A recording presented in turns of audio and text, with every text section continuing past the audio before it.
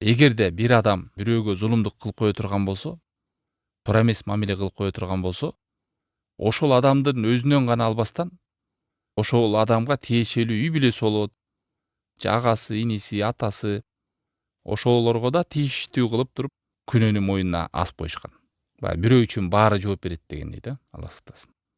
Бир уруудан бирөө кылып койду, баарын каралаган.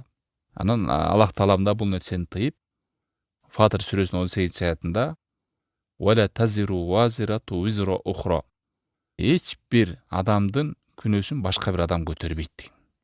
Бирөөнүн күнөөсүнө бирөө жооп бербейт. Жахилияда бирөө үчүн баардыгы деген эреже коюлган. Ким зулум кылбаса, ал зулум чекпеш керек.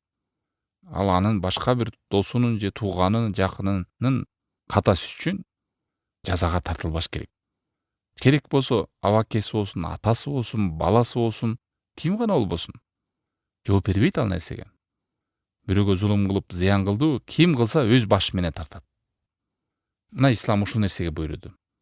Ал эми жахилияда болсо, мисалы бир уруудан бир адамды өлтүрүп кетсе, же болбосо уруп токмок алган болсо, сураган, бул ким, каяктан келди? Баланча деген айылдан келди.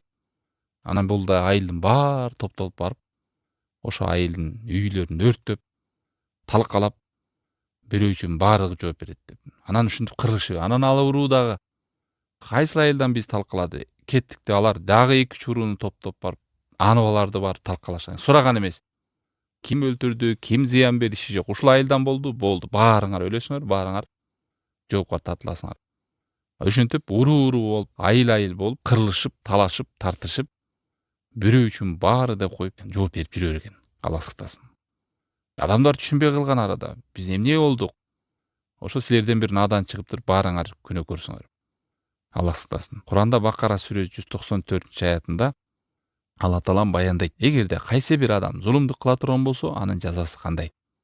Кандай жол менен ал жазаны тартат? Кимдер жоопко тартылат? Фаман я'тада алейкум фa'таду алейхи бимислима мa'тада алейкум.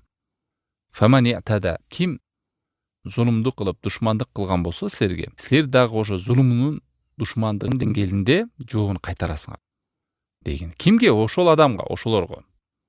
Ал эми жахилиянын мыйзамы, эрежеси бирөөнүн күнөөсү үчүн баардыгы жооп берет деген, бул жалган, бул туура эмес.